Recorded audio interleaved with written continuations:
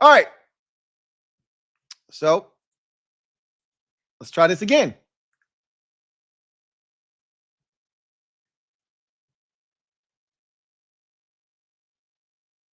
Whether the team is giving us the highest of highs or the bluest of blues, we'll cover it all here on Commanders Nightly News. I, of course, am your host, Louie T. Thank you for joining me.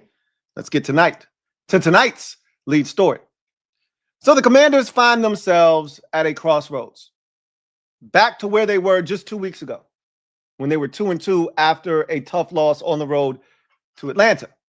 They're now 3-3, and they're at that proverbial fork in the road in their season. And unlike the last time when we had this conversation a mere 2 weeks ago, there was a path that you could see, right, that could get you to a place of comfort going into this stretch of football games, into this storm, if you will, right?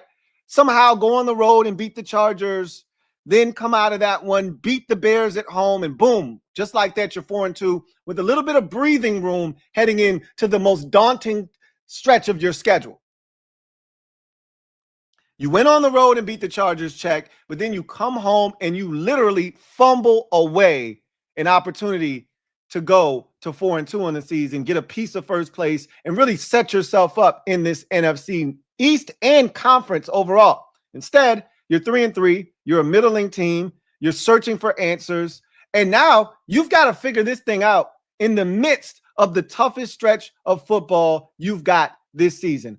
At Dallas, at Kansas City on a Monday night, home for Seattle on a Sunday night, home for the Detroit Lions. And you're talking about 3 excellent teams in Kansas City, Seattle, and Detroit, and a team that you struggle with in Dallas on the road. This is, for all intents and purposes, your season right here in front of you. You find a way out of this thing at bare minimum 5-5, and you've got to feel like you got a shot, right? You got a shot. But if you come out of this thing 4-6, or hell, even worse, 3-7, and you don't win any of these games, you're cooked. You're probably cooked. And so you got to find a way to get this game on Sunday. And I'm going to be honest with you. I don't know how the hell you get it done. In my mind, there's only really one way you come out of this game victorious. It's only one way. None of us trust this defense to do a damn thing right now. We don't trust Joe Witt Jr. We don't trust this defense to be where they're supposed to be. We know they're not creating any turnovers. So you're talking about the #1 offense in football in Dallas Cowboys, a top 5 scoring offense in the league in the Dallas Cowboys, the #8 team on third downs in the Dallas Cowboys. There isn't anything that Dallas doesn't do well offensively right now. Their offense isn't the problem. And oh, by the way, the offensive line's getting healthier in this game. They're getting CeeDee Lamb and Kevontae Turpin back in this game. And they were already humming. They were already killing it without those guys. And now those guys are coming back this week, just in time to see the Commanders. Of course they are.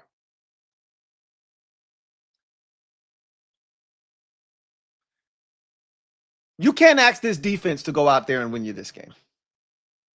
If you're relying on the defense to win this game, we might as well go ahead and fast forward to next week at 3-4, hoping for a miracle on the road against Kansas City. I'm not even wasting my time asking this defense to do anything but to hold on for dear life in this game. Instead, I want to focus all of my energy and attention where it needs to be, where it can actually have some success. The only hope that I have as a Commanders fan right now. Because right now, outside of Cliff Kingsbury and Dan Quinn, don't really have a lot of belief and trust in this staff right now. Not naming the assistant coaches, right? I'm not talking about the positional coaches and things of that nature. I'm just talking about the main guys, the coordinators. Oh, and Larry the Izzo. Love L to the Izzo. Okay, he's outstanding at his job. Right now, he's killing it. He's the best at his job of all the coordinators. But ultimately, when it's all said and done,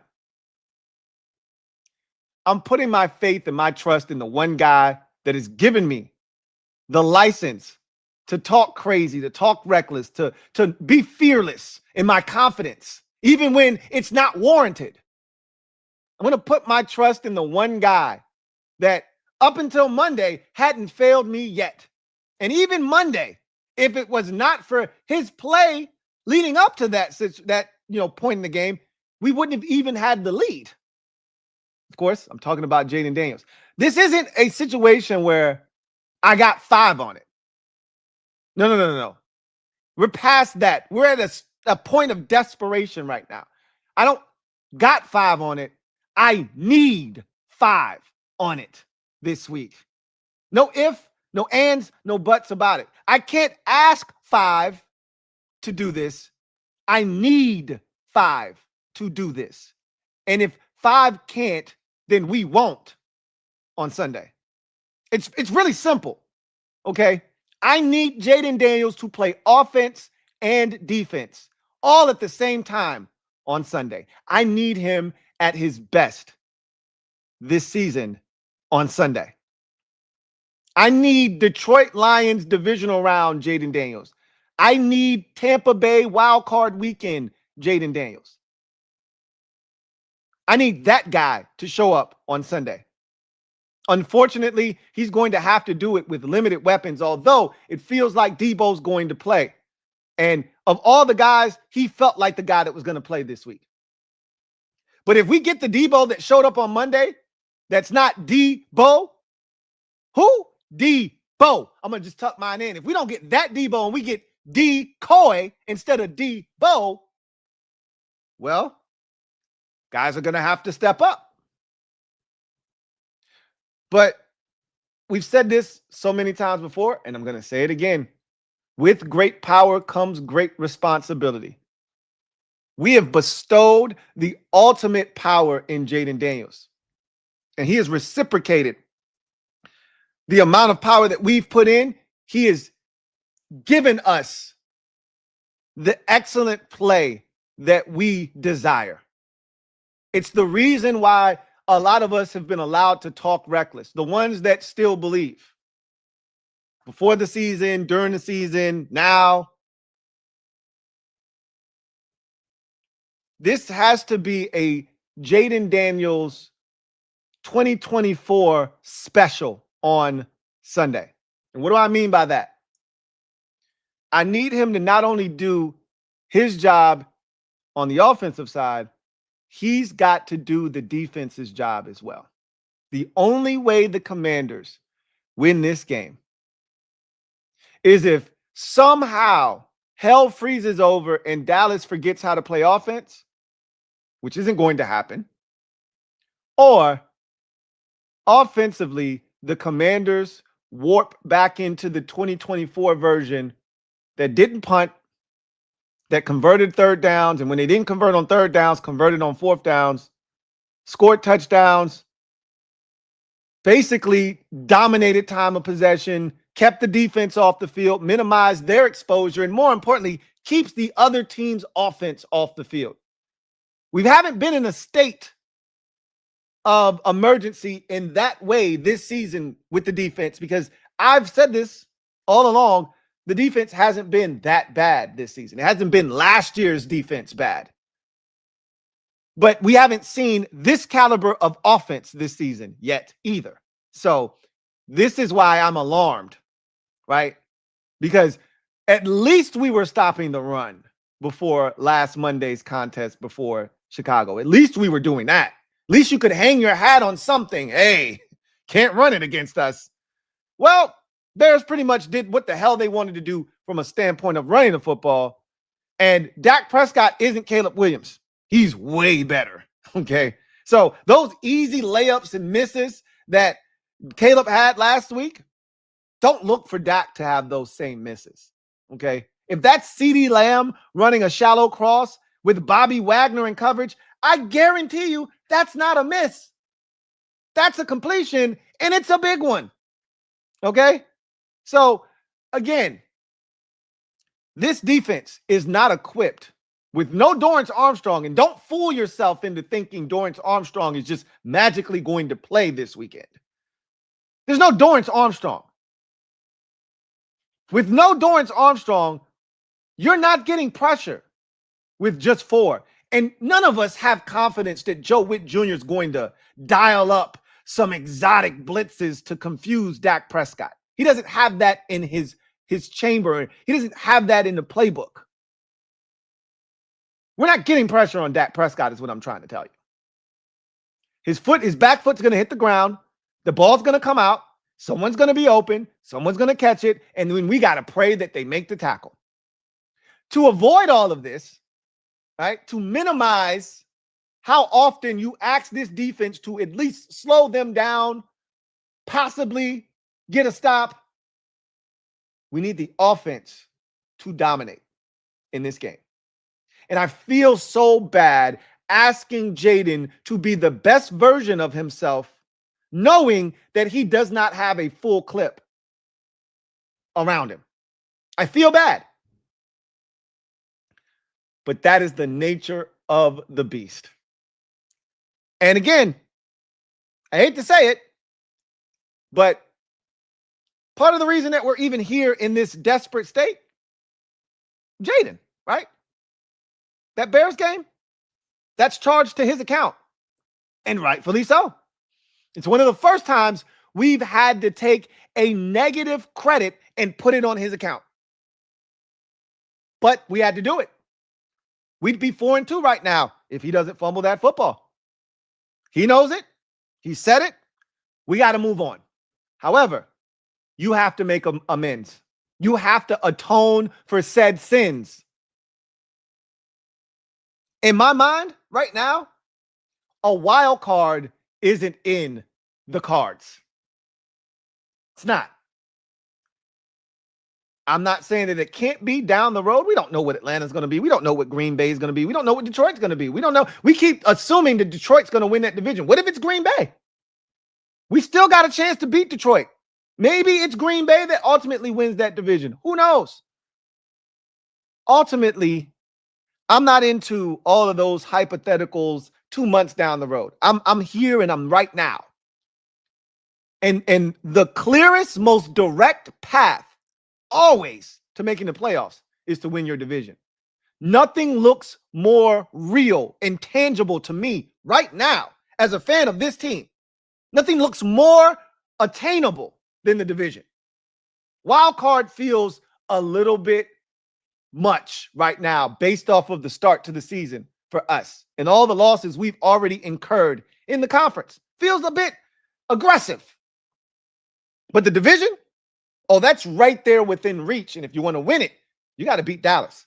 Now, unless you got plans of sweeping Philadelphia, because 5-1 is the number. You want to win this division, you need to go 5-1 in the division. 4-2 might get it done, right? The Eagles already have a loss. You plan on beating Philadelphia at least once. So voila, there you go, right? Dallas already has a loss in the division. Everyone except us has a loss in this division, right? I'd like to keep it that way. But the only way that happens is if Jayden Daniels puts the cape on Sunday. And he's got to make every play. He's got to make every run. He's got to make every throw. Don't ask anybody to be special. Don't put the ball on the top shelf and ask Chris Moore to go get it. Put it right between the 1 and the 9. If he can't catch it, I mean, we're in trouble any damn way. If we're throwing the ball to Chris Moore, it's a hope and a prayer, right? I mean, but that's where we are. That's where we are. That's where we are. But don't ask anyone to have to go be a hero. You make it easy on them, Jayden. Run after catch. You put it where they can catch it and run after the catch. Just like against Chicago, if somebody's open, dot them up. Just like you did against the Bears. We can't turn the ball over. We'll get into all of the specifics later on when we get to the keys to the game. But ultimately, I can't have the Jayden that we saw in week 1 or week 2 or even week number 6 against Chicago that turned it over. I'll take all the good stuff from the Chicago game because that's the Jayden, the runs with his legs, the throws where he was dotting them up. I'll take all of that stuff. I need the Jayden from the Chargers game minus the slow start. I need the Jayden from last year, though. That's what I really need in this game. The Jayden that was capable of taking over a game to the point where he not only impacted the offense, he impacted the defense as well.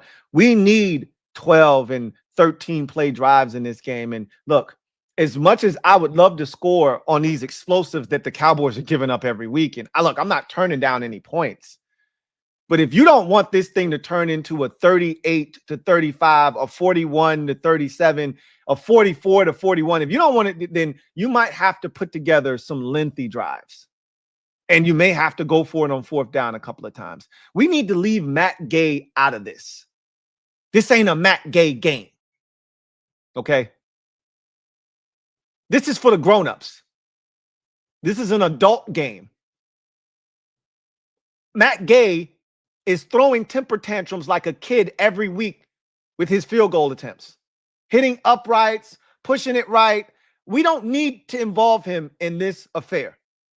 Extra points only for him. And he better not miss any of those. Usually he's pretty much spot on with those. I don't really worry about that. I say that, and then this would be the game he decides to do something stupid, but he hasn't missed an extra point in like 2 years. I don't worry about him in that fashion. I need the 2024 version of the Commanders offense. Somehow, some way, with the limited resources, I need this offense to come alive. Ball control, keep away, cap all drives with touchdowns.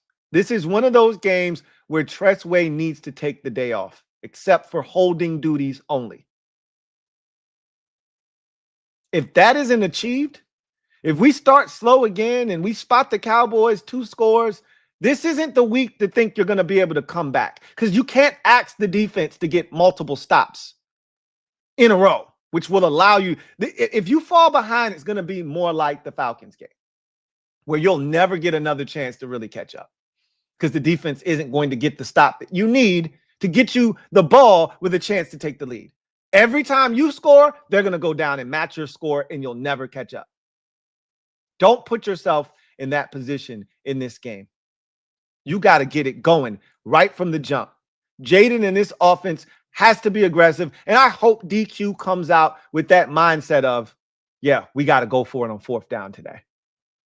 That's the type of aggression. That's the type of team. That's the type of offense we need that plays not only offense, but defense. You want to win in Dallas? You want to improve to 2-0 in the division? You want to get to 4-3 going into the Monday night football game against the Chiefs? It should be 2 4-3 teams looking to make it 5-3. Who's going to do it? Because the Chiefs are going to win against the Raiders and improve to 4-3. Are we going to meet them, or are we going to be 3-4? I'll tell you right now, the only way it gets done is if I ain't got 5 on it, I need 5 on it. We get that 5 to show up, we got a shot to come out of Dallas with a win.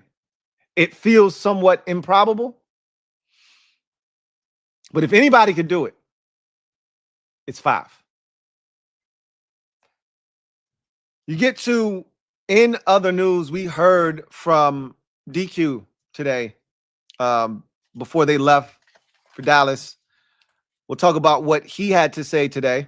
But before we do that, as always, let's take a look at the final injury report for both teams heading into this massive Week 7 contest. And we start with the good guys and their injury report. So this is not the correct injury report. So let me get that for you. I don't know why it's not here. It should have been here already, but I will fix that for you. I don't know why that didn't show up. Let's see. That's not it either. Okay. All right. Well, let me go fetch it then. I already had it. I must not have saved it. Thought I saved it, but I must not have. No worries. I'll have it for you in a GIF. All right. Here we go.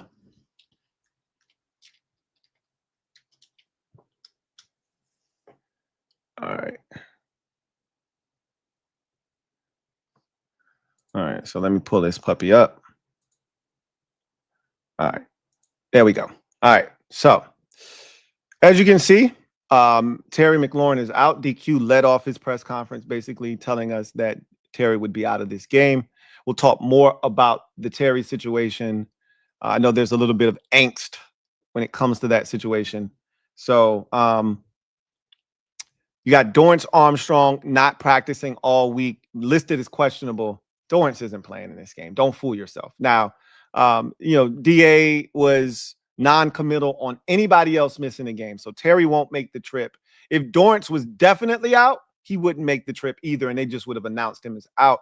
They're probably going to try to test Dorrance out on Sunday. Maybe he might be able to play in some spot duty, right? Some critical third downs. They may be able to get him out there, and he may be able to rush in that sense, but he might not be able to play the normal workload.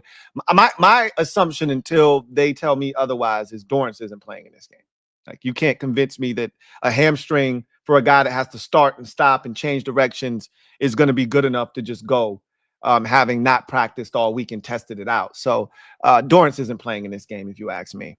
Sam Cosmi, we're going to talk more about Cosmi and Jonathan Jones in particular. DQ sounded very impressed with both of them this week at practice, to the point where I started to second guess myself, because I had already said, well, Cosmi's not playing this week either. But maybe he is.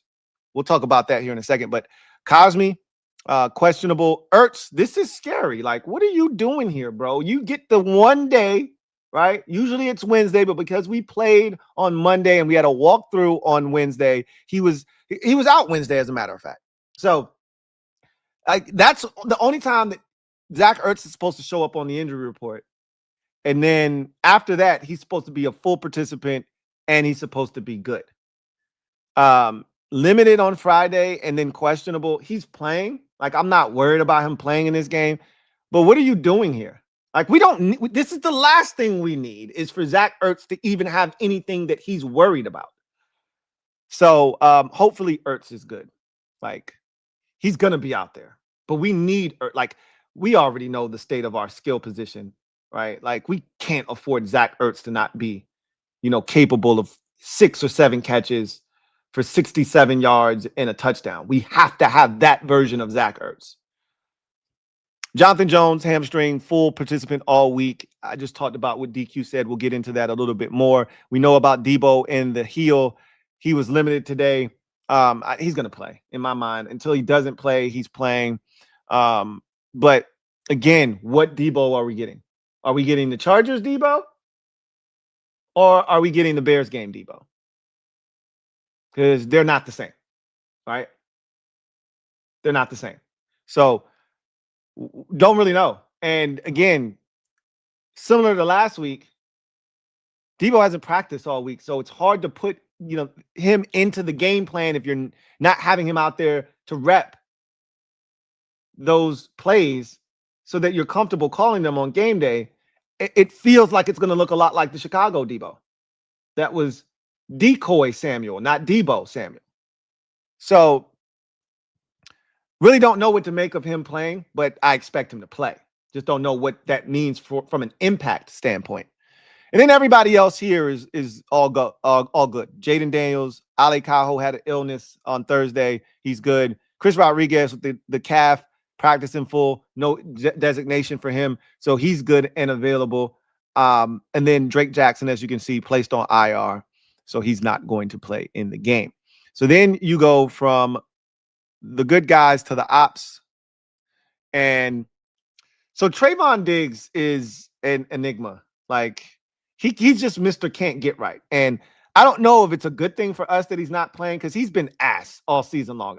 It might have been better if he was just out there, but I guess it's a good thing he's not out there. I guess, like, he's been awful this season, but he somehow fell at home and suffered a concussion. Like, what are we doing? Are you an adult or what? Like, that's crazy to me. But he's out. Trevor Keegan out, but everybody else that's questionable, they're gonna play. And Cowboys are getting healthy. You're gonna get Marshawn Nealon in this game. You're gonna get Mingo in this game. You're gonna get Booker back in this game. You're going to get Houston out there, who's been their sack leader. CeeDee Lamb is back. Jack Sanborn is out there. Tyler Smith is out there. That he's been out a couple weeks. And Kevontae Turpin, as we know, is a problem. And so Donovan Wilson, he's seemed to always make plays against us somehow. Well, last year in the final, the season finale, he was the one that was celebrating before it was over. And here comes Marcus Mariota running right by him. So anyway, all these guys that are questionable are going to play. So, like I said, told you guys this yesterday. This is a very non-threatening injury report for the Cowboys. The only guy that's questionable that may not play is Wanye Thomas. He's dealing with some migraines. I don't know if that's concussion, symptom related, or if he just had some really bad headaches and he's going to ultimately be fine by Sunday.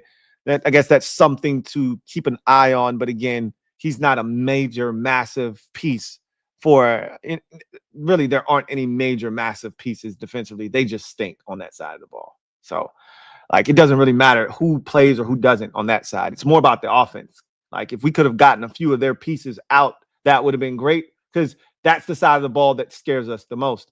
So, that is the injury report.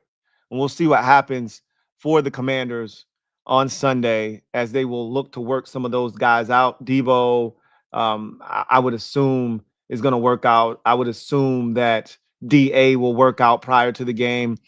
My guess, again, is that DA won't play. Debo will play. Ertz is going to play.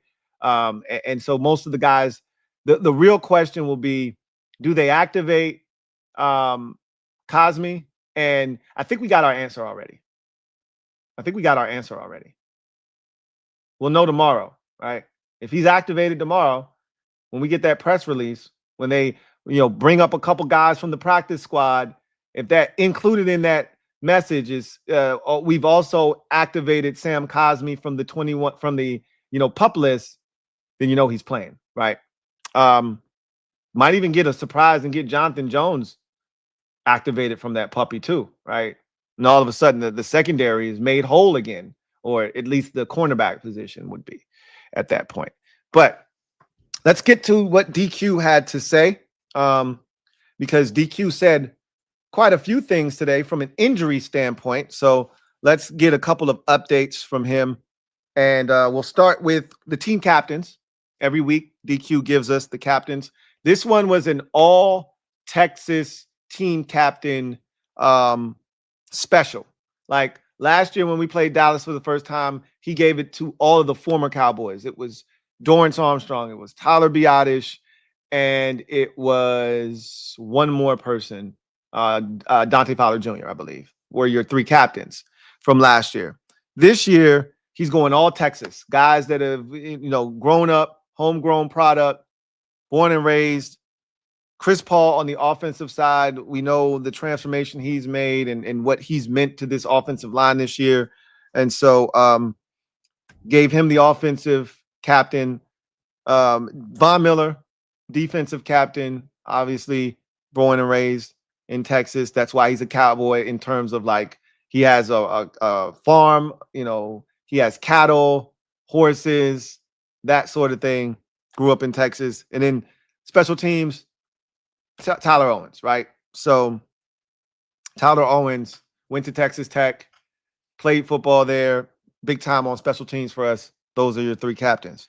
So he started after the captains with Terry McLaurin being out, and he just said that, Terry's just not there yet. And he's like, the biggest thing with a guy of Terry's stature and the way he plays, which is primarily and predominantly speed-based, you got to be able to accelerate, but he says you also got to be able to decel, right? The ability to stop, come back to the football, change a direction. These are all things that are necessary for the way that he plays the game. He's like, he's not a guard. He's not in, defensive tackle. He's not a guy that can be in a, confined space, doesn't have to do a lot of, running. He has to be able to open up and run, and then he's got to be able to stop. And right now, we're just not as comfortable with him doing all the things that we need him to be able to do. I'm hoping that this is a CeeDee Lamb type situation. CeeDee Lamb said earlier in the week that had this been like, he could have played against the Panthers last week. He was healthy enough to play last week, but he opted not to because they wanted him to be able to play with no restrictions, not on a pitch count, not having to monitor CD. He's good. So they gave him the extra week. They thought they could beat Carolina without him. If they thought they were going to lose this game, I bet you if they had to do it all over again, they would play him. Even though what they did offensively should have been enough, but they lost the game. And they had opportunities late to score, and they couldn't do it. And so they thought they were going to be able to handle Carolina without him. So they left him on the shelf one extra week. It cost them, but he's back now.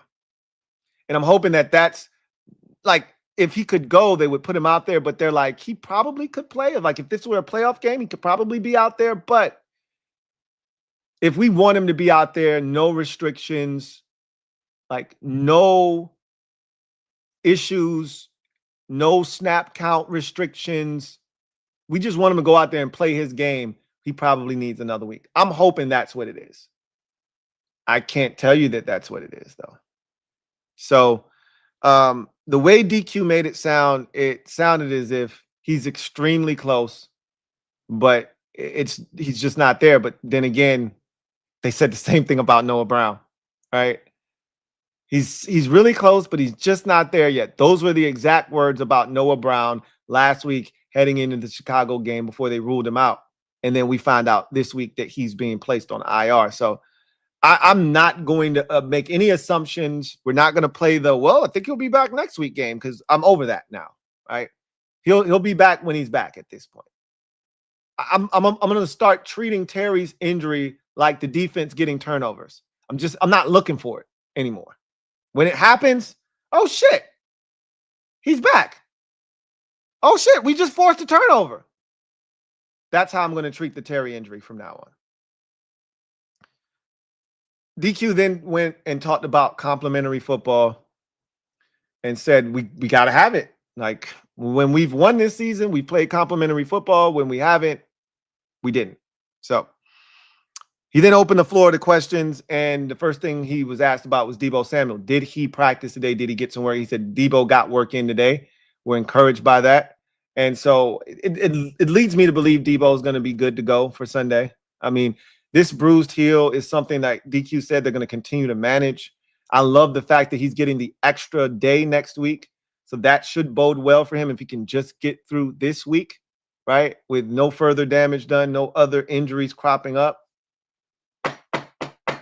Then it feels like we can finally get to a place where that heel can heal, right? But him getting some work puts me a little bit at ease, because had he been DNP again, now I would have been leaning towards we probably won't have Deebo this week.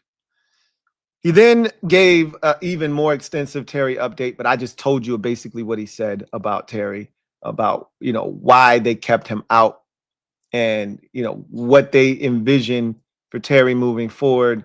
And so they're going to be cautious, because once he's back, they don't want to have to deal with this again, which is what we all want. We don't want to do the yo-yo thing. I'd rather him miss 6 weeks and then come back and play the rest of the season with no equivocations and no setbacks than to bring him back early and then have something else happen, and then we're playing this game like we did with Curtis Samuel his first year here back in 2021. Don't want to do that. All right. Then he gave a really positive Sam Cosmi and Jonathan Jones update. And he pretty much said, super impressed with both Cosmi and Jonathan Jones's work week this week. He feels like both of those guys looked excellent in practice. Too much to the point where I started, because in my mind, Jonathan Jones wasn't playing for another 2 weeks. They just opened his window this week. We've never seen in the DQ era them open up a window for a guy and that guy play in the same week.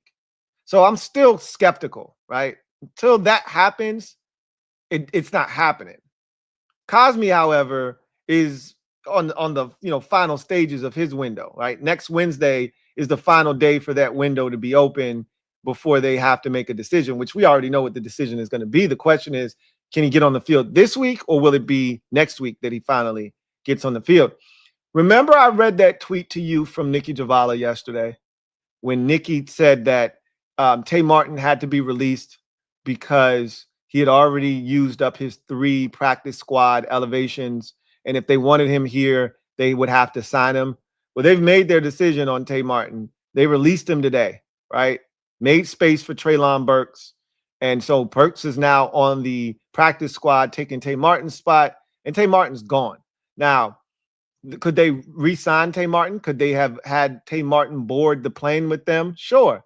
And he could be signed, and it could become official tomorrow that Tay Martin is a part of the 53-man roster and Sam Cosme remains on the PUP list.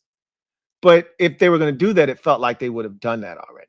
Like, we would know this already. I don't think that's a Saturday surprise.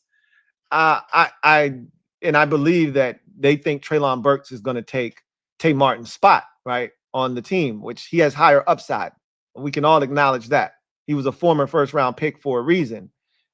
So Cosme, it feels like, is going to be active this week, just off the strength of the fact that there is no Tay Martin elevation. There is no other person to take that spot. Feels like you're going to activate Cosme, and he's finally going to be able to get on the field. I had always had week 7 circled. After week 1 was no longer an option, week 7 was always my target date, and I'm fiending for it because this is the week we got to protect up front. We got to run the football. We got to have it this week. Not that the offensive line has been terrible, but when there have been breakdowns on the offensive line, it's been Andrew Wiley at guard. When Bill fumbled against the Chargers 2 weeks ago, it was Andrew Wiley who gave up that immediate penetration. When Jayden was pressured against the Bears and he was sacked 3 times, 2 of those sacks was Andrew Wiley getting beat right off the snap. The Cowboys don't get pressure. And I don't want Andrew Wiley being the one weak link that can pick on to find a way to try to generate pressure. So if we can get Cosme back out there, that'd be awesome. But if he can't, we'll just have to figure it out. We've done it for the first 6 weeks. It's not going to kill us one more week, but I'd like Cosme to be out there. And it sounds like DQ feels like he just had a tremendous week of practice. Same for Jonathan Jones, who he said looked really good this week, coming back from the hamstring. And so in my mind, I would love it if Jonathan Jones can get out there today on Sunday. But I just don't have any proof of DQ and company opening a guy's window and within a week activating that player. And furthermore, if you're going to do that, who then is down, right? What roster spots are you removing? Because if you're on IR, if you're on IR, you no longer, you're still on the roster, but you're not counting towards the 53-man roster. So if you're going to activate Jonathan Jones, that means someone has to be removed from the roster. So again, these are all questions that they know the answer to. We don't. And instead of trying to play that game right now, I'm just going to assume he's not playing this week. Jonathan Jones, that is. But the way DQ said it, I wouldn't be shocked if both Jonathan Jones and Cosme are made active and they play on Sunday. This just doesn't feel like both. It feels like Cosme right now. But we'll see. Then he talked about the identity of this team. And really, he is still kind of trying to search for what the identity of this team is. And, that was the crazy part about last year is we were looking for an identity, and an identity found us last year. We were aggressive. We were, flooring it, right? Pedal to the metal. we had no apologies for being us. We were unapologetically aggressive last year. That was our signature. That was our identity. We played hard. We still play hard. I never question this team's effort. Even when we're down, we always come back. We show the ability to overcome. We're very resilient. We persevere. But last year, we were unapologetically aggressive.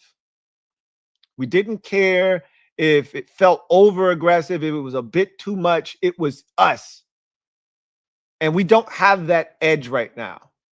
And so we don't tackle well. We don't force turnovers. We're not being aggressive on offense. We're not converting third downs. We don't sustain long drives.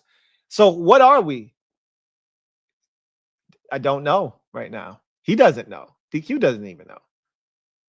You can talk about certain aspects of this team that you like, but our run game, we were number 1 in the league going into last week's game. And then we couldn't run it. That right now feels like the one thing that we should be able to do. Like, our identity going into Monday night's game against the Bears was, you can't run on us between the tackles, and you're not going to be able to stop us from running the football.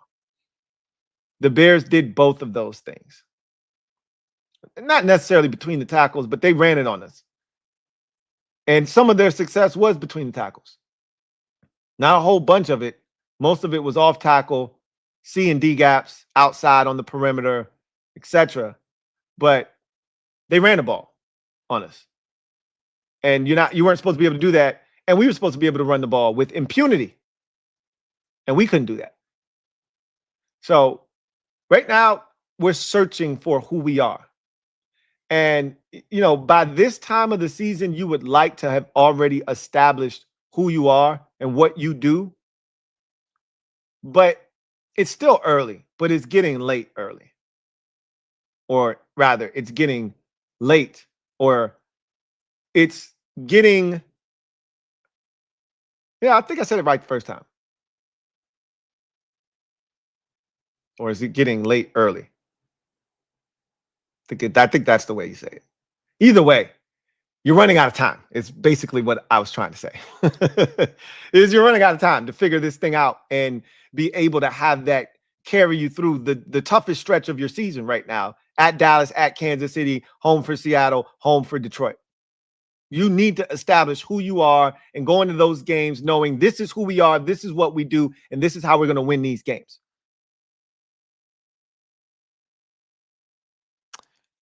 So he talked about the margins that he really wants to see this team be better at. And he talked about the turnover, the tackling, and the explosive plays margins. He said these are the 3 margins that we have to get after, that we have to be better at. If we're not, we're going to continue to ride this roller coaster of inconsistency. We have to be better. And again, you can just throw the turnover one out of the window. My way of addressing the turnover margin is just don't turn it over on offense. On special teams, don't turn it over. To me, that's all you can control. Control the controllables. You can control not turning it over on offense and special teams. So don't do that, right? And anytime you get a turnover, savor it, cherish it. Because you're probably not going to get another one anytime soon, right? So just take care of the football. We can't have too many more games like Chicago last week where you turn it over 3 times. Because 1, that's not us, right? That's not who we are. That's number 1. And 2, that's not who we can be and win football games, as you can see on Monday. We outplayed Chicago. We were the better team. And because we turned it over 3 times, we lost. We can't function in that space. Most NFL teams can't.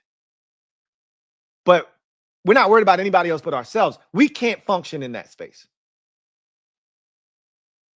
So just take care of the football.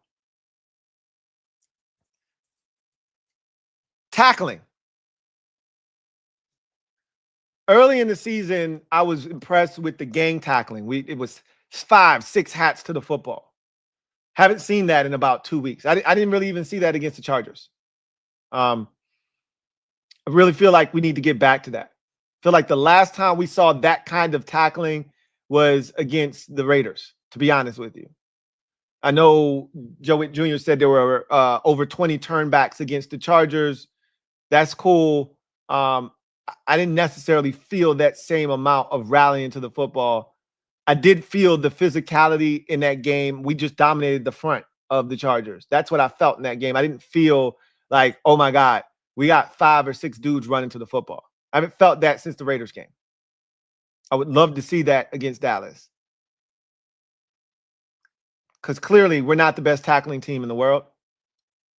And, you know, everybody wants to harp on it because of the missed tackle by Quan Martin. But ultimately, we haven't been terrible tackling. Like Joe Witt pointed out, we're with 12%, you know, missed tackle rate, which if you're at 11, you're top 10. If you're at 10, you're top 5. We're not that far off. But when you do miss a tackle, it seems to be a big one for us, right? And then the explosive plays, Marchin, we already know. Now, I will say we have made our fair share of explosive plays over the last 2 weeks in particular. You think about the Luke play 2 weeks ago against the Chargers. You think about the Jalen Lane play against the Bears, the Luke touchdown against the Bears. We had some explosive plays in the game on Monday night. And so we've made our fair share of explosives. We lead the NFL in most runs of 10 yards or more this season with 25. So we're getting our fair share of explosive chunk plays. The problem is we're giving them up too, right? And ours seem to hurt worse than the ones we get. You know, ours seem to be of the massive 40-plus yard variety. It's not 15 yards, you know, like ours is. It's not 27 yards. Ours is 55 for a touchdown. Ours is 47 down to the 13-yard line. You know? So we need to narrow that gap, limit the amount of explosives we're giving up, and see if we can't create some more of them ourselves.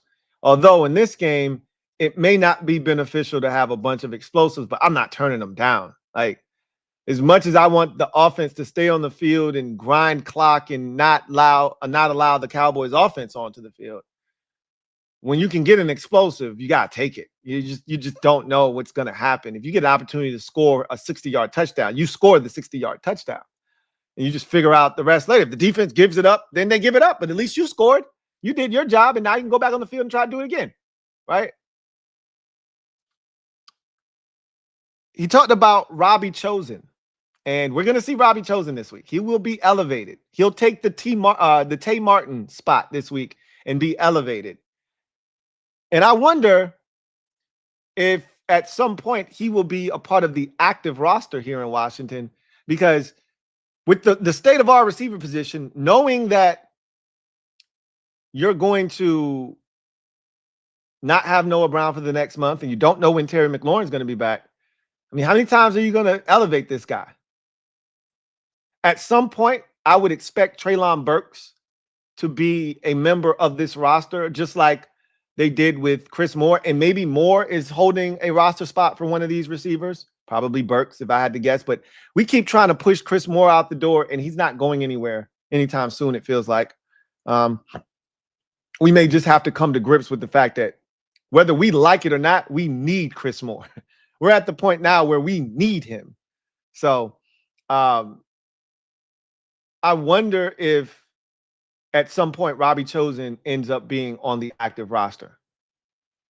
Either way, they're going to use the first of 3 elevations that they have for Robbie Chosen this week against Dallas. He's going to play. And DQ talked about Robbie Chosen having a chip on his shoulder. He said, this guy showed up and he has been getting after it. He's like, this dude has been one of the first guys in the building. He's early. He's getting reps. He's working at getting this playbook down. He's staying late. He's staying later than most players, getting reps after practice, staying in the playbook, really working close with Coach Ingram. And they feel like this guy, and DQ's exact quote for him was, he has a high hunger index. He says, or actually he said his hunger index is high. That was his direct quote. His hunger index is high. Meaning he wants this bad. And I listened to Robbie Chosen when he was first signed here last week. And he basically said that he feels like this is a great opportunity for him. We have a plan for him, and he's looking to show that he can still play in this league. And you can say what you want about Robbie Chosen. We've made our fair share of jokes about Robbie Chosen, but this is a former 1,000-yard receiver in the league, and he can still flat out run. Like, Robbie Chosen can make some plays. I wouldn't be shocked if he gets out there and he catches a 50-yard bomb for a touchdown in this game. Like, he's that kind of receiver. So I'm not opposed to Robbie Chosen getting out there and getting an opportunity. I trust him more than I trust Chris Moore. I mean, I know that's not saying much. I mean, but Robbie Chosen is a guy that's working incredibly hard right now. And I wouldn't be shocked if he ends up being a guy that ultimately becomes an unsung hero of this team as we continue on in the season. Like, you remember Pierre Thomas in that 2015 season? For those of you who have been around that long, you remember Pierre Thomas and how big of a role he played on that 2015. You like that Kirk team that, made that late season run, won the division, got the home playoff game against the Packers. Pierre Thomas was huge. I could see Robbie Chosen having that type of impact on this team. We'll see. I could be overrating what he brings to the table at this point of his career, but the last thing that usually goes for guys who can run is speed. That's usually the last thing that goes. So he can still pick him up and put him down, and I think he can still help. And again, it's not like we're asking him to be the first, second, third, or fourth option. He's an afterthought. So when he gets out there, they shouldn't be checking for Robbie Chosen, and he could sneak behind him and maybe make a big play. We'll see. DQ was asked about a Dorrance Armstrong contingency plan. And he's not playing this week. DQ's not fooling anybody. He's not playing this week. But DQ's like, we, always have a plan in place in case, something doesn't happen, but we'll see. We'll see what's going on with him. I'm like, what's your contingency plan for DA not playing, bro? What is it? Because I can tell you right now, unless Von Miller decides to show out for the hometown crowd, he's cooked. And we know Preston Smith ain't got shit left in the tank. We know he ain't got a damn thing left in the tank. So unless you plan on playing a lot more, Jalen Holmes, but he's not getting to the quarterback. So unless you plan on playing a lot more Jalen Holmes, good luck. You're going to need it because we really don't have any depth at defensive end at this point. You know what? I went looking at the practice squad just to see what we had, just to see what was there, if there was anything we could elevate. And I already knew the answer. You know who's the only defensive end that we have on the practice squad right now? I'm ashamed to even say this. TJ Mag. Oh my God. There is no Dorrance Armstrong contingency plan. What is DQ talking about? There's no plan. Your contingency plan was Javonte John Baptiste. That was your contingency plan. He's hurt. Your contingency plan was Jacob Martin. He's starting because Dietrich Wise is hurt. There is no contingency plan. We're screwed. The best you could do is Jalen Holmes, and he can't get to the quarterback. He can help you stop the run. He can be stout up front, play square. But yeah, we're hurting, man. We're hurting. Then he was asked about Treylon Burks. And he said, we're excited. He said, we're extremely excited to get Treylon Burks. He's a guy that we really are looking forward to working with. We have a plan for him. And I remember when he came out of Arkansas, I said that he is a guy that reminded me so much of Deebo Samuel, a bigger version of Deebo without the ability to actually run routes. He's not a receiver. But if you just get him the football, you know who he really reminds me of? And this is not a compliment. Laviska Shenault, right? Remember, Laviska Shenault was a borderline first-round pick, ended up going early second round, I want to say, to Jacksonville. And they kept trying to figure out ways to use him. He wasn't really a receiver. They just wanted to get it in his hands because he's so dynamic with the ball, but he's really not, right? He's physical, but he's not fast. So, like, you know, that's how I see Treylon Burks.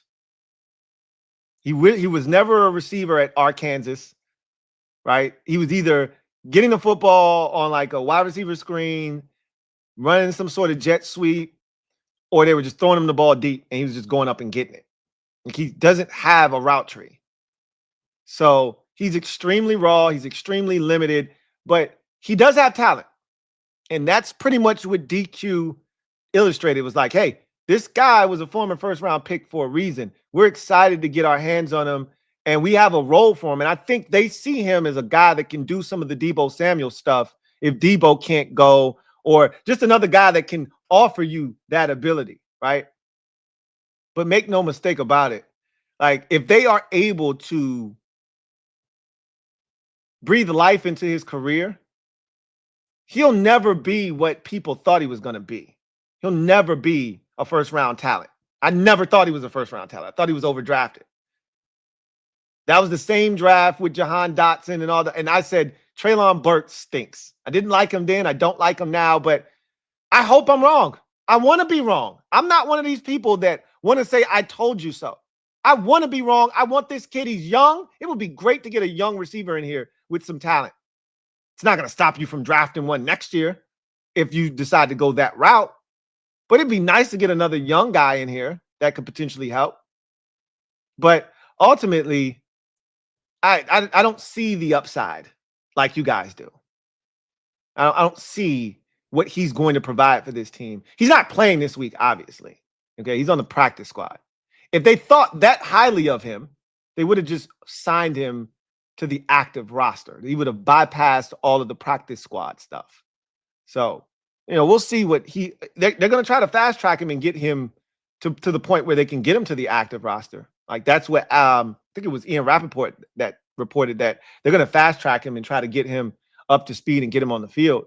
But, we'll see what he's able to do. They're excited. That's all that matters. They're excited about it. And then he was asked about Jalen Lane's development. And he's like, man, we are so enthused about his development. Like, we knew what he was. They drafted him in the 4th round because of what he could do on special teams. Anything that he added after his special teams contribution was an added benefit. So they weren't really looking for Jalen Lane, the receiver. And why would they, right? You went out and got Deebo. You had Terry. You had Noah. And you had a second-year Luke McCaffrey. Jalen Lane, the receiver, wasn't supposed to be being asked to contribute in this way in his rookie season, especially this early, maybe later. As DQ says, by the time you get to December, right? Late November, December, you're no longer a rookie. By that time, maybe we could ask him. We're asking this man to contribute in a massive capacity in the first month and a half of his NFL career, when we drafted him to just be strictly a special teams contributor, really. Gadget guy that could have, touched the football here and there, but really not necessarily have to be on the field in a receiving capacity. Well, that's out the window with all the injuries. And he's like, we're so pleased with his growth as a receiver. Every day he gets better. He's been a sponge. He's soaked up all the information. The route running and the attention to detail has gotten better. We're really proud of the growth we've seen from him, and he's only going to get better. And he's giving us everything we thought we were getting as a special teams return man. So they love what they've seen from Jalen Lane, and I do as well. And I want to see more. After that double move, I want to see more from Jalen Lane. I think there's so much more we can tap into. And that cute-ass play that they ran, fake handoff, fake to Luke, toss to him, that looked like it should have gone. I want to see more of that too. I want to see more of that stuff with him touching it too. So that was DQ's presser in a nutshell. Before we get to the game plan, let's first get a word from one of our sponsors. Then we come back on the other side, get to the game plan, my final outcome, your comments, and then we'll get out of here. Sleeper. Sleeper is the best way to experience and connect over sports together. It's a one-stop shop for all of your sports needs. You can celebrate and chat in the games in real time with other users, get the fastest scores, blazing fast news and alerts right at your fingertips. Play in fantasy leagues and win real money on picks contests. So enjoy sports the way they were meant to, together. Download the #1 sports app today. Predict the hottest football stats like passing yards, receiving yards, touchdowns, interceptions, and much more to cash in on your daily fantasy football skills. Use promo code LTN and Sleeper will match your first deposit up to $100. Terms and conditions apply. See Sleeper's terms of use for details. Currently operational in over 25 states. Check out Sleeper today. Sleeper.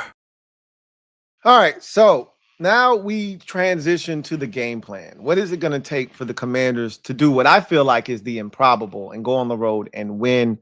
I still feel like, we should win this game, but I don't love the vibe. I'm not going to be honest with you. It's the same vibe I got going into the Chargers game. There was a lot of unknowns going into that game. That was Jayden's first game back, so didn't know what he was going to look like. Debo was really dealing with the heel for the first time, didn't really practice, but one day that week. But the team did something that I really liked, which was they went out to LA early, kind of got that bonding thing going on. And then DQ told us on Friday, we just had our best week of practice. And so it put me at ease, but I still was nervous because the Chargers were the better team, right? Then we went out there, we got out to another slow start, but then, Quan made the play, turned the whole game around, and we took off from there, right? I don't have that same sense. It feels like that same type of game, however, where I wasn't sure about us beating the Chargers, but off the strength of 5, I was willing to ride. That's where I'm at right now. Off the strength of 5, I'm willing to ride, but I don't feel great about this, right? And the line for this game kind of speaks to that. I told you it was at 2. I haven't checked it. I wouldn't be shocked if that line has come down again and it's, 1.5, or even a pick 'em at this point. So let's get to the offensive keys, right? And the first one is I got 5 on it. And then I need 5 on it. And put that in parentheses. I need 5 on it. I need 5 this week on it. I don't got 5 on it. I need them on it. I gotta have it. I gotta have it. Is there no other way we can win this game? This has to be a special performance from Jayden Daniels. We're talking over 300 yards of total offense, right? Whether that looks like 300 yards passing, one of his few 300-yard passing games. The biggest passing output he's had in his career came against these Cowboys. Now, remember, 86 of it came on one play. Right? He struggled in that game mightily until the fourth quarter, late when we had to have it. And then, he flipped the switch like he usually does. So this needs to be an all-purpose 300-plus yard performance for him. Whether that's 270 throwing it, which, generally we don't venture into those spaces with him. It's usually 220, 230, maybe 240 with him running it for another 50, 60 yards. Well, this might have to be 270 with another 50, 60 rushing for over 320, total all-purpose for him. It might have to be that type of afternoon for him. Whatever that looks like, I need 5 on it on Sunday. I need the 2024 version of Jayden in the postseason against Tampa and Detroit. I need that version of Jayden in this game. Not the 2 games against Dallas last year where he struggled. There's no Micah Parsons. There's no reason to struggle against this Cowboys defense. I need you to bless these boys. We may have to buckle up and prepare ourselves for a shootout. And if that is in fact the case, I need my demon to be ready to do whatever it takes to ensure victory for the good guys. Next offensive key. 2024 offensive performance. I've said it before. I'll say it again. This, and what I mean by 2024 offensive performance, we need the offense to not only play offense, but play defense simultaneously. This needs to be one of those games where Tressway isn't active for anything other than holding extra points. We don't need to punt in this game. We need to score touchdowns, not field goals. We need to be aggressive when necessary. So that means 3rd downs, converting them. If not, 4th downs, put it in a manageable situation where you can try to go for it. It's going to have to be one of those types of performances, just like 2024.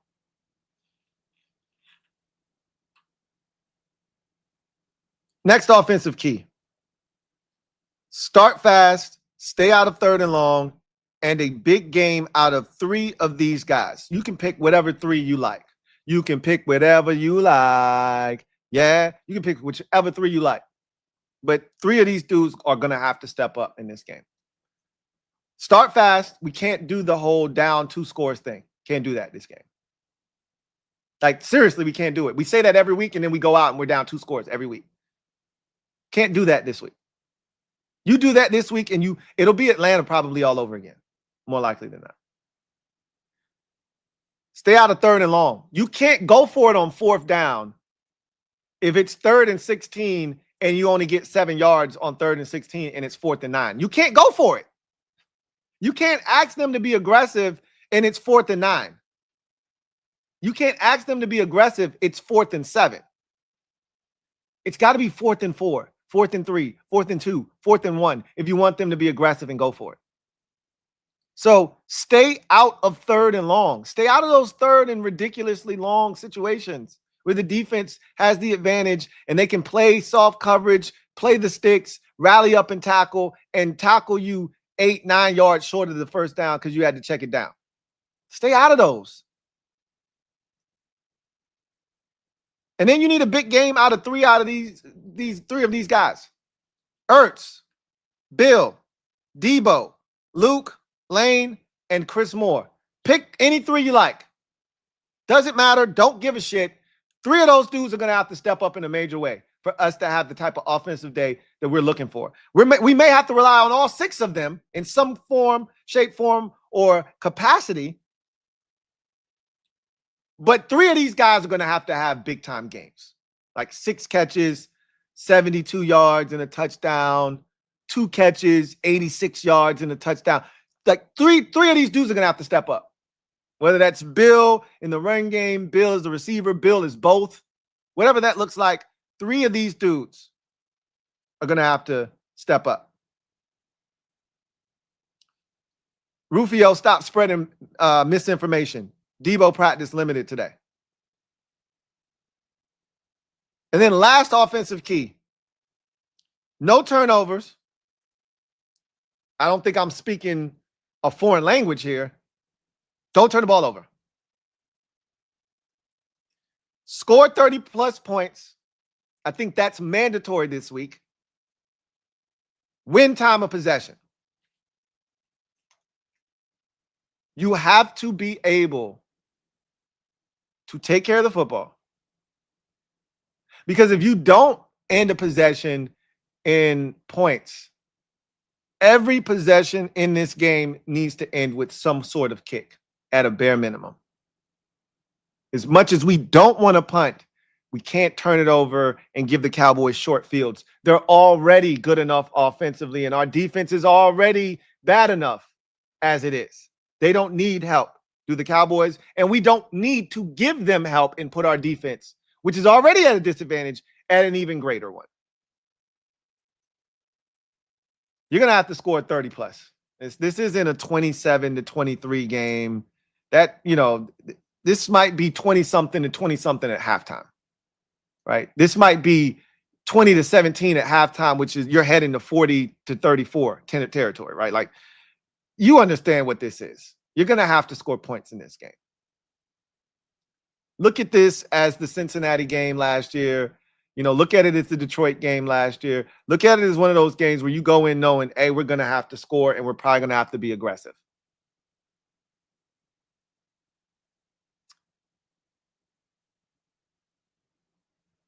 And then you got to win time of possession. You got to win time of possession. Because if you win time of possession, you're keeping your defense off the field. Our defense can't be on the field more than our offense in this game. That is a recipe for disaster. Unless we're lighting the Cowboys up, we're hitting explosive plays, we're scoring quickly before you can blink. And because of that, the defense is constantly on the field. Okay, as long as we're scoring points, I don't really give a shit. Personally, I would prefer to keep the defense off the field, but as long as we scoring touchdowns and we making the Cowboys have to keep pace with us, and you're applying pressure on them that way, where they're like, hey, shit, we got to go for it on fourth down. We got to find a way to keep scoring because they're not stopping. That's the type of time that I want to be on. And I've seen the Cowboys. They're aggressive too. They go for it on fourth down too. And they got a kicker that we know once they get past midfield, they're already in field goal range. Shit, they don't even have to get past midfield. Just get to midfield. He can make a 68-yard field goal.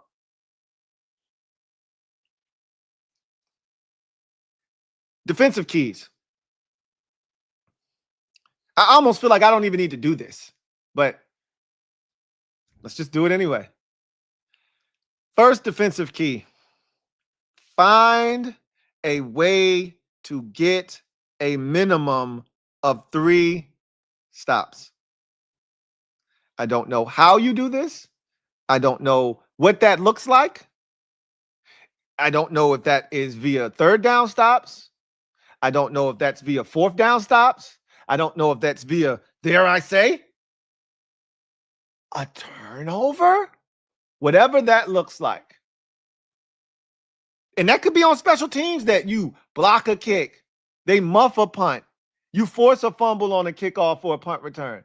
I don't care what it looks like. We just got to get 3 stops in this game somehow, some way. Don't care how they come, where they come. You just got to get some stops. Again, I don't know if they're going to do that or not. A minimum of 3 stops. Anything over that, we should be able to win the game if you can ask the defense to do that. But I wouldn't hold my breath. Next defensive key. No explosive touchdowns. Notice I did not say no explosive plays. We're going to give up explosive plays. The key here is don't give up touchdowns when you give them up. Had we not given up the explosive touchdown to the Bears on Monday night, I think we still stopped them. They weren't scoring touchdowns on us. We were dominating them in the red zone. They were finding it hard to score. That's why we weren't getting blown out despite the turnovers early in the game. It was only 13-0 because they couldn't put the ball in the end zone. Our red zone defense actually hasn't been half bad. Limit the red zone efficiency. You got to win in the red zone. But you can give up a big play. CeeDee Lamb catches a 42-yard catch down to the Commanders' 18-yard line. Just don't let them score. Down to the Commanders' 8-yard line. Don't let them score. Now we got a shot to keep them out of the end zone. We might not keep them out of the end zone, but at least we got a chance. At least we have a shot. This is a really big one here. Next defensive key. Stop Javonte Williams and the Cowboys' rushing attack. You got to pick a struggle in this game. Okay? Last week, the Cowboys' run game was reduced to next to nothing. They couldn't get it going. It's one of the few times this season Javonte Williams hasn't had success. He's been really good for Dallas this year. Their specialty is running the ball between the tackles. Our specialty is stopping the ball between the tackles. I like this matchup from that standpoint. If they're smart, they'll attack our edges. Javonte Williams isn't a guy that is necessarily going to attack your edges all that well. So I'm not necessarily nervous about their run game, but if we can't stop the run game, we're in trouble because you can't give them a two-way go. They got to pick a struggle, and we got to pick a struggle rather. And it can't be that they can just run the ball at will because that sets up everything else. Stop the run. And as much as it pains me to say, force Dak to beat us, that's not a really good proposition either, but it's better. It beats the alternative. It beats the alternative. Got to stop their run game. Got to make them one-dimensional. Then you can come after Dak. Then you can be a little aggressive. But if you can't stop the run, you're in trouble. Then they can do whatever they want. And then the last defensive key, definitely win specials. No Turpin magic, I wrote in parentheses. We know what he did to us in the first game last year.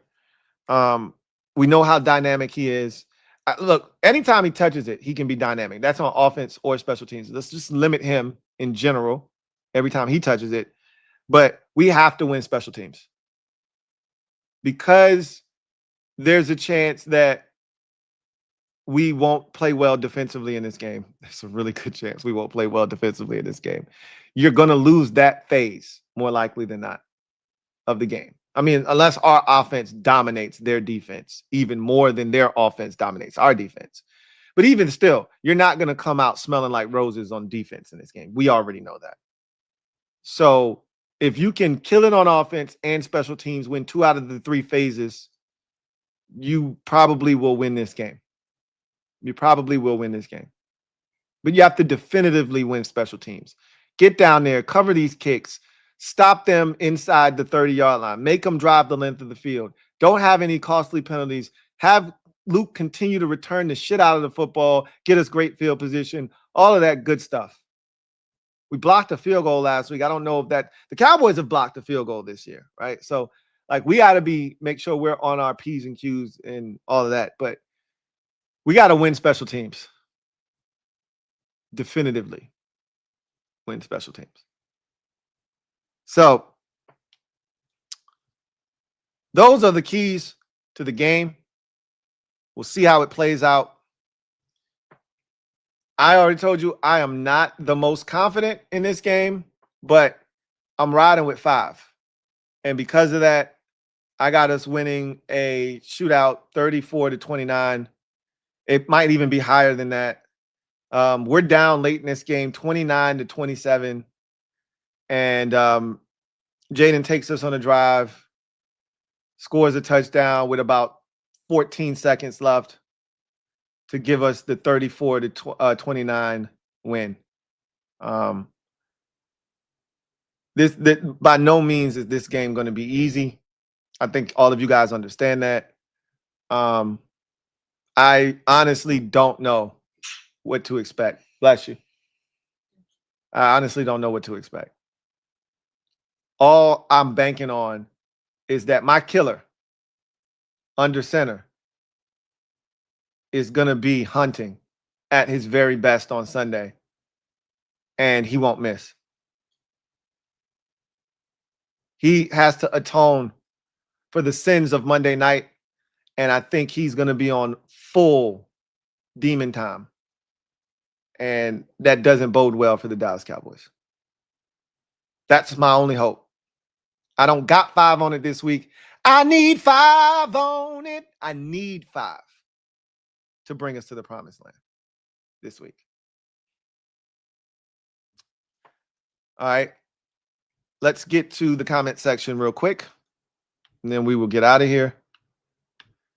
Jacob Cortez, thank you for the super chat. Greatly appreciate you.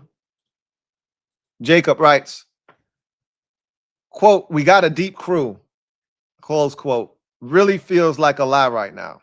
I don't think it's a lie. We're banged up, Jacob. Like, think about it from this perspective. When the season started, you had Dietrich Wise, Daron Payne, Javon Kinlaw, Dorrance Armstrong, Jacob Martin, Javonte John Baptiste, Eddie Goldman, Jalen Holmes, Von Miller on that defensive line. That's a deep crew. That's a deep crew. You're now down Dietrich Wise, Dorrance Armstrong, and Javonte John Baptiste. You didn't have Eddie Goldman on Monday either, but he'll be back this week. So all of a sudden, that deep crew isn't as deep as it once was. You go to the secondary. You started out the season with Marshawn Lattimore, Mikey Sainristil, Trey Amos, Jonathan Jones at corner, and Noah Igbenogany. Jones has been hurt, and so that weakens your secondary.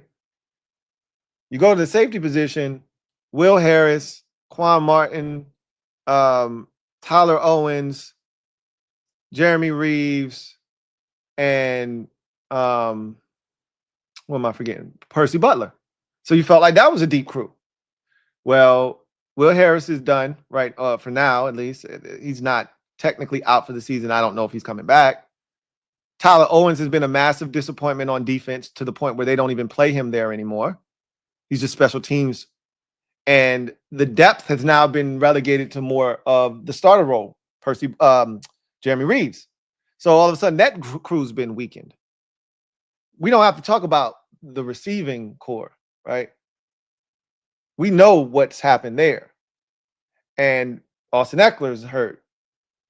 And Chris Rodriguez has been a little bit banged up. And Jayden Daniels got banged up for a little while. So we got a deep crew. But when injuries start to hit, that's when it gets tested. And you can only go so deep, bro, especially at certain positions. So I feel you, but they didn't lie to. I don't feel like they lied to us. I just feel like the injuries have been beating us up pretty good. Rosario Satara Pileski, thank you for the super chat. Greatly appreciate you. Thank you for being a member of the MOBB, who writes, what's amazing? JD has more throwing skills than we have not seen yet. He's got the arm talent for 4,000 throwing yards a year. Facts. You know, the injury this year probably is going to limit him, you know, to less than 4,000. But eventually, I think we'll get to a point where that's a non-issue. Like, we expect 4,000 yards. That's a given, right? Because he's got that kind of talent, to your point. Skins fan 1989, thank you for the super chat. Greatly appreciate you. Who writes, every week, Terry's out more and more of the fan base is turning on him, and he only has himself to blame. He's going to have to do a lot to get back in our good graces. His greed killed our season, shaking my damn head. It's crazy how so many people are blaming him for, you know, the season going the way that it's gone. I don't have any rebuttal to that because I'm in the minority. You are in the majority, right? So you guys have it. You're in the majority of the fan base who believes that this was inevitable once he decided to sit out and hold out for his money, which, you know, I'm always going to side with the player. Get your money, right? This league is cutthroat. It's dog eat dog. You know, these organizations don't give a damn about these players. They use them up. They spit them out. So get your money, right? He did what any of us would have done. You know, it's easy for you to say, because you're not in his shoes, oh, he should have came in here. He should have took XYZ amount. That's not how it works. He did what he felt like he needed to do.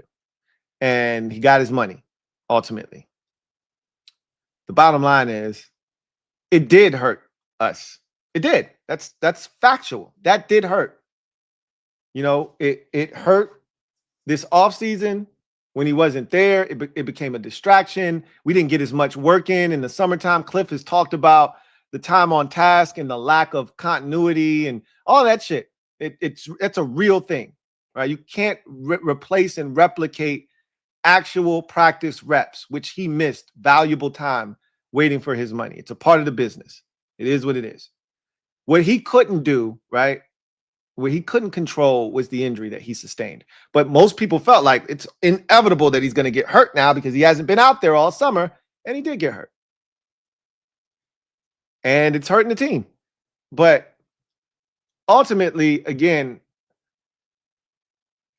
I don't know if why we're sitting here at 3-3 is because of Terry and the offense. It feels more like because of the defense.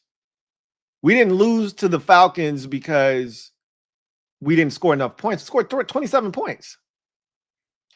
The defense gave up 34 points to an offense that had scored 0 points the week before and hadn't scored more than 18 all season. That doesn't have anything to do with Terry McLaurin. Now, again, could he have been out there? Could he have helped us score more points? Sure. Yes. The game could have been different. I am aware. I get it. Right? Last week, would Terry's presence have made a difference? Yeah, it would have.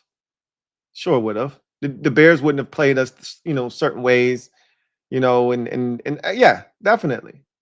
Definitely. But if Jayden doesn't fumble the football, we probably still win the game. If the defense doesn't give up a 55-yard touchdown on a 4-yard pass, we probably win the game. But those things did happen, and they had nothing to do with Terry McLaurin. So I get where you're coming from. And there are a lot of fans. There are more fans that feel like you than me. And so he is going to have to get back into the good graces of this fan base. And the easiest way for him to do that is to, 1, get healthy, 2, get back on the field, and 3, when he gets here, do damage. And all will be forgiven if he can do that. But we just got to wait and see how long it takes him to be able to do that. Right. But I'm seeing it on social media. Fans are turning on him daily, right? As the weeks pass, he's losing more and more of the fan base. And I hate to see it. I really, truly do. I really hate it. I really hate it. John Perez, thank you for the super chat. Greatly appreciate you. Thank you for being a member of the MOBB. My guy, JP, writes, losing this game and the next 3 games means our season is over and we'll be talking draft by November. Well, like, you can't get me to talk about that, JP. Like, that's, my mind isn't that way. It doesn't work that way. All I can talk about is Dallas right now. I understand the daunting task that's ahead of us, but you won't get me to talk about this team not winning any games over the next month. That's asinine to me. I got Jayden Daniels. I got a shot every week. So until we're dead and buried mathematically, give me Jayden Daniels. And so let's find a way to go beat Dallas. Let's try and do that first. Let's try and go do that first. And then we'll see what happens after that. We know what's waiting on the other side of this game. We understand. All you can do is take them one at a time. All you can do is take them one at a time. Anthony Mayhew, thank you for the super chat. Greatly appreciate you. Anthony Mayhew writes, Louie, baby. Yes, sir. Yes, sir. Louie, baby. Yes, sir. Yes, sir. We need him to step up again. Can we make it a 4th straight week with a big-time Luke McCaffrey play? And his 4th in 5 weeks touching pay dirt? That'd be great. That'd be great. Jacob Cortez, thank you for the super chat. Greatly appreciate you. Double up. Thank you for doubling up. Who writes, shout out Louie for always keeping it real. Look, man, I'm gonna always tell y'all how I feel, whether you like it or you don't like it. It just is. You get the raw, the real from me. And again, you're not always going to agree. But as a wise man used to say back in the day, you're not always going to agree, but the admission here is free. All I can do is what I can do. Right. So I appreciate y'all for continuing to support. And let's go get this dub, man. However the hell that looks. Video channel. Thank you for the super chat. Greatly appreciate you. Video channel. Thank you for being a member of the MOBB. Writes, Lou, did you see Quan and Wag's PFF chart? No, I didn't. Guess what? I don't care. Did you see what I posted on X with JJ Watt talking about PFF? Did you see that? That's how I feel about PFF. And you've been watching long enough to know I don't give two shits about PFF. PFF can kiss my ass. It's what they can do. All right. So I don't care what PFF says. I don't care if PFF is saying that those are the two best players at their respective positions. Don't care. And I know that's not what it's saying. So PFF is a joke. They, as JJ said, they do some extraordinary things and they have some great features, but grading players isn't one of them. All right. Isn't one of them. Karute, thank you for the super chat. Greatly appreciate you. Who writes, part of the emphasis of signing Kinlaw was his versatility between defensive tackle and DN. Couldn't Joe Witt move him outside, get Newton in the middle with Payne? I know it's not perfect, but there's so many different things you can do to set a physical edge. I wouldn't move Kinlaw from the middle. That's where he's been dominant. That's where you want him.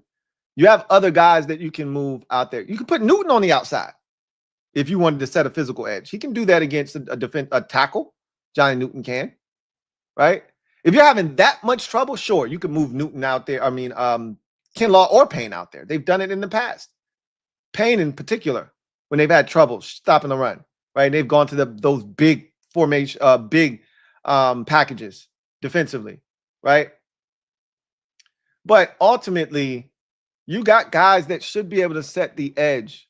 Von Miller should be able to set a physical edge. I hope he can at this point of his career.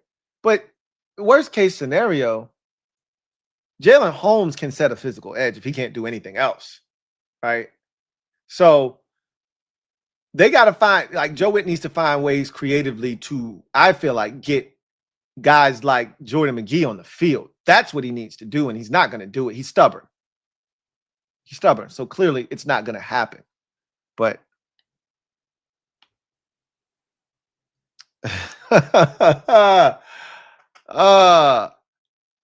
Ashmo, thank you for the super chat. Greatly appreciate you. That's my wife, in case you didn't know. Time to get off. We have things to do. I gotcha. All right. I hear you loud and clear. I heard your jokes. I heard you loud and clear. Marissa Mullinex, thank you for the super chat. Greatly appreciate you. Thank you for being a member of the MOBB, who writes, hey, Lou, hold on with Burks is trash, Lou, because which good QB did he ever play with? That's JD5 caliber. I'll wait, like LOL, like you say, I'll wait. You're not wrong, but he was never good in Tennessee, regardless of who the quarterback was, right? If I'm not mistaken, he got a little bit of Ryan Tannehill. I believe he got some Ryan Tannehill, if I'm not mistaken. Right, Ryan Tannehill is not trash, okay? But, okay, fine, whatever. He's also oft injured as well. He's another Mr. Glass type of football player. So, we'll see. Again, I hope I'm wrong. I pray that this guy has a second act for the ages and turns out to be a whale of a steal for the Commanders. I know you guys saw Chad Ochocinco said that he wants to work with him in the offseason. So clearly people recognize he has talent. I've never said that he's talentless. I just don't think he was ever worthy of a first-round pick. And I don't know if he can ever really prove to be a high-caliber, high-functioning NFL wide receiver. I don't know if he can ever do that. So we'll see. Again, I hope I'm wrong. Nick, thank you for the super chat. Greatly appreciate you. Nick, thank you for being a member of the MOBB, who writes, hey, Lou. What's up, Nick? I feel like I'm taking crazy pills. Why is that, Nick? Terry has earned more goodwill from the fan base than what he's being given right now, in my opinion. I agree. Like, that's the part that's staggering to me. But, you know, what I've seen over the last, 5 years, I've realized that, hey, these fans ain't loyal. These fans ain't loyal. So, I realize that now. These fans ain't loyal. You know, when you up, you up. But when you're not, they'll turn on you in the drop of a hat. I saw it with Jayden Daniels this past week. Some of the craziest shit some of these fans were spewing on Monday night. Like, you do realize he's the only reason that we have hope, right? You do realize that Without him, we're the Baltimore Ravens at 1-5 right now. You do realize that, right? But these fans ain't loyal. So I get it. I get it. But fan is short for fanatic. So you always got to understand that. Fanatics aren't always rational. So, Jacob Cortez, thank you for the super chat. Greatly appreciate you. Jacob writes, let's go get this dub. We need 5 on it. We do. That's the only way we come out of this thing alive, is if 5 goes out and plays one of those games that leaves a lasting image to the rest of the conference, the rest of the division, and the rest of the league that I'm one of them ones. This is one of those weeks where we need him to be one of them ones. All right. Anyhow, that is the last super chat. And that means I am out of here. I will see you guys tomorrow for the skill game. And then I'll ultimately see you on Sunday after this game has met its conclusion. Win, lose, or draw, you know where to find me. Please let it be a win. Please let it be a win. Please let it be a win. Anyway, that's going to do it for me, your man Louie T, here on this installment of Commanders Nightly News. I'll see you guys on Sunday. Some of you Saturday, most of you Sunday.